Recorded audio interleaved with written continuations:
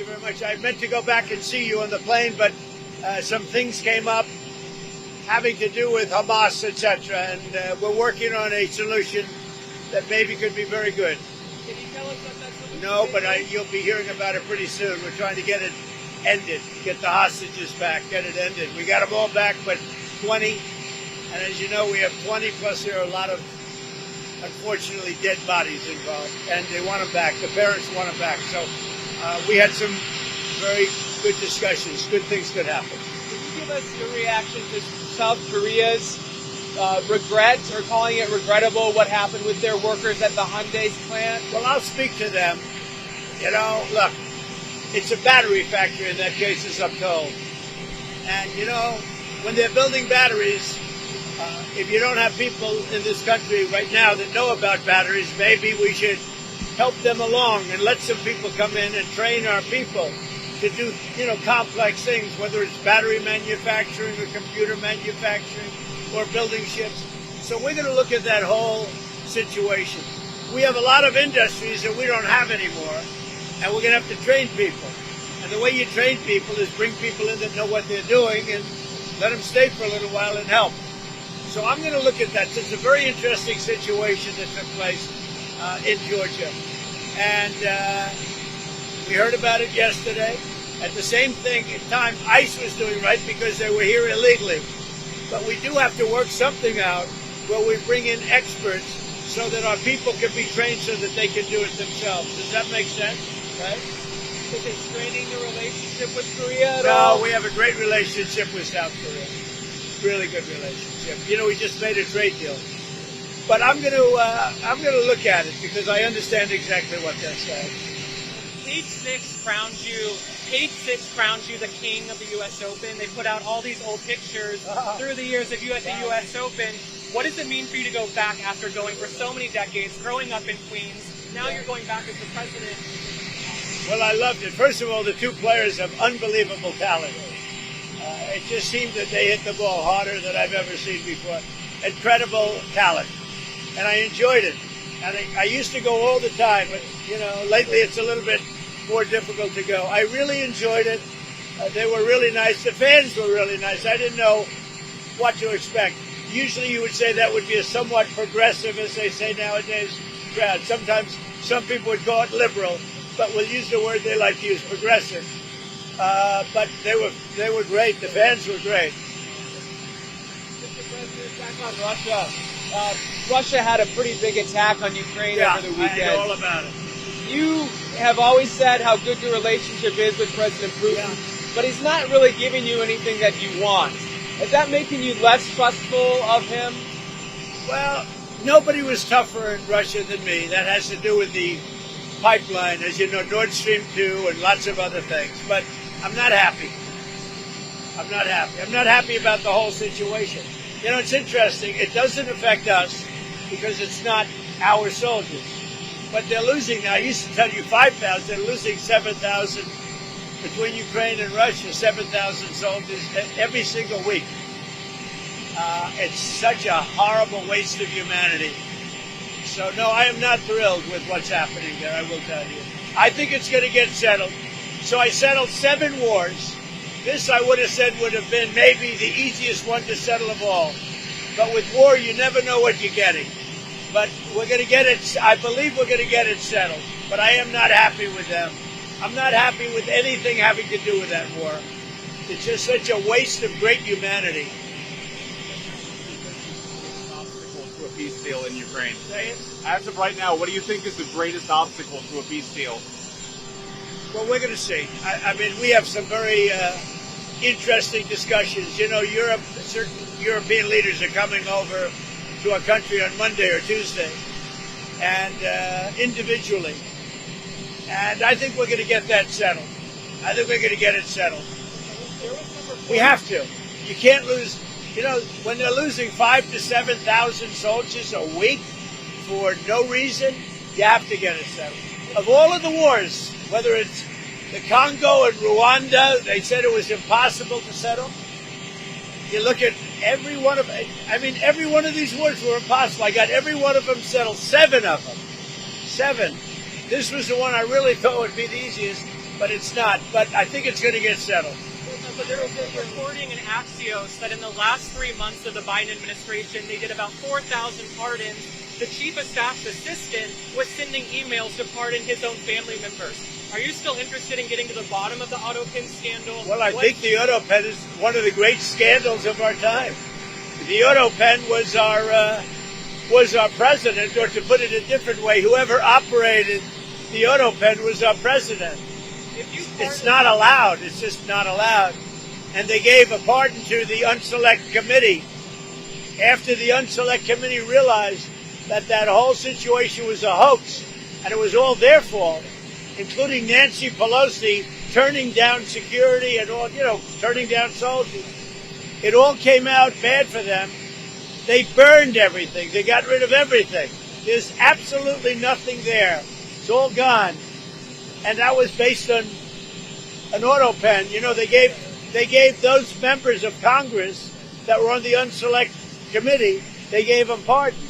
What do you think? So I think it's a tremendous scandal. What do you think the media would say if you pardon your kids your last day in office via an autopen? Don't you think the media would go Well, haywire? I think it would have been a big story. Yeah. Would have been. I like this guy. Irina Zaruska was stabbed multiple times on a starting subway. You see the video? Yeah, where was the subway? Was where? She was in Charlotte on a night train. She was stabbed multiple times by Horrible. No, I haven't heard. Okay. When did this happen? It happened in August, but the video just came Oh, out. I see. Yeah, I see the video. I'll know all about it by tomorrow morning. Okay? Thank Do you. you have plans for Chicago this week? No, not really. Not really. We're going to go someplace, but we're picking. Look, D.C. now is 100%. I don't want to say 100, but it's pretty close to 100% healthy, happy, thriving. It's a crime-free zone. You know that. You could go out to dinner tonight, Jeff. You could go out to dinner, and you most likely will not be harmed. You know that. You won't be beat to hell. There's still some crime. There's still some crime. Very little. And within a week, there will be nothing. Do you agree with I me? feel much safer walking Yeah. around. I can't fight though. No, it's a safe place now. But You've been talking a lot about Chicago, and there was no, Chicago's been talking a lot. So, Chicago last week lost 9 people were killed and 28 people were shot. The week before, it was 7 people were killed and 37 people were shot. The week before that, it was the same kind of number. Chicago is a very dangerous place, and we have a governor that doesn't care about crime. I guess we could solve Chicago very quickly, but we're going to make a decision as to where we go over the next day or two.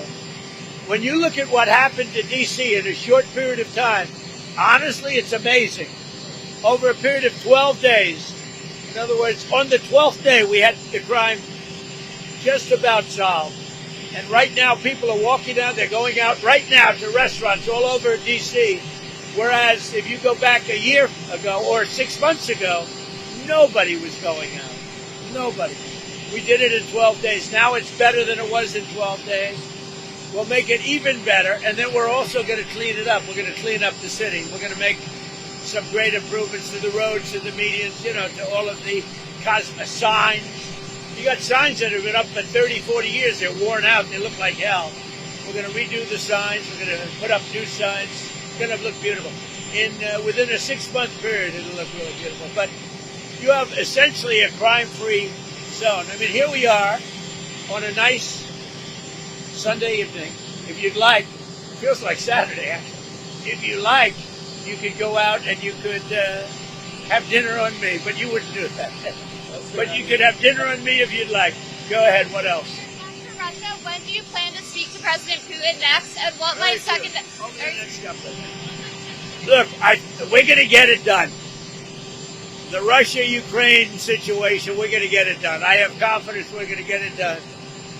Think of it. I got 7 done, all of which were impossible to do. If you look at any one of the 7, you know them. I don't have to go through them. Many of them were impossible. One was 31 years, 10 million people killed. One was 34 years with 8 million people killed. How about the Congo? They lost 9 million people and it went on for years with Rwanda. All settled. Everybody happy. The one that I thought would have been, for me, the easiest, because of Putin, I thought that would have been, it's not turned out that way, but we're going to get it settled.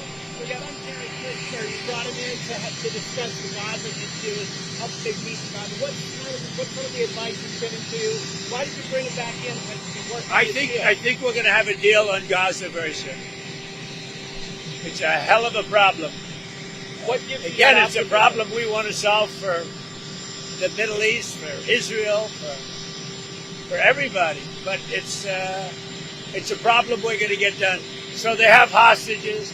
It could be a little bit less than 20 because they tend to die, right? They tend to die. Even though they're young people largely, they're dying. Young people don't die. Young people stay alive. But with this whole thing, they tend to die. But we have, let's say, 20 people, and we have about 38 bodies. Bodies, meaning bodies. Are you confident you get them all released? Yeah, I think so. I think we're going to get them all. Did you see the turnover of the Japanese Prime Minister stepping down? Do you have any reaction to that? No, I was surprised because I knew him. I liked him. And he's just now stepping down. A little bit surprised. I found him to be a very nice man, actually. We dealt very well together.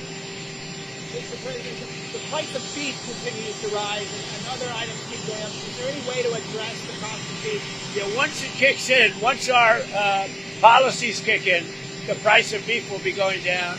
Just like the price of eggs went down and the price of a lot of other grocery items went down, beef will go down.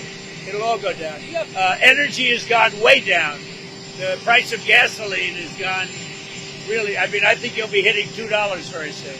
And it was $4.50 a little while ago. So energy's gone way down. That brings everything else with it. But beef has gone, as you know, for other reasons. The price of beef has gone up a little bit. It'll be coming down. To Alaska, in the Oval Office, you said that the First Lady expressed she wasn't too enamored with Putin. You said you came home, you said you spoke to Putin. She said, well, I heard he just blew up a village today. Has she expressed anything since you've come back from the Alaska? First Lady actually got along great with Putin, as I did. But, we're disappointed. Both of us are disappointed that this ridiculous war continues. Are you proud to see her sending the letter that she sent Yeah, to she Putin? is, and she's felt very strongly about the children. Yeah, feels very badly about it. Thank you, everybody. Do you have plans to go to Japan and South Korea this fall? What does that mean? Or do you have plans to go to South Korea Maybe. and Japan? We'll see.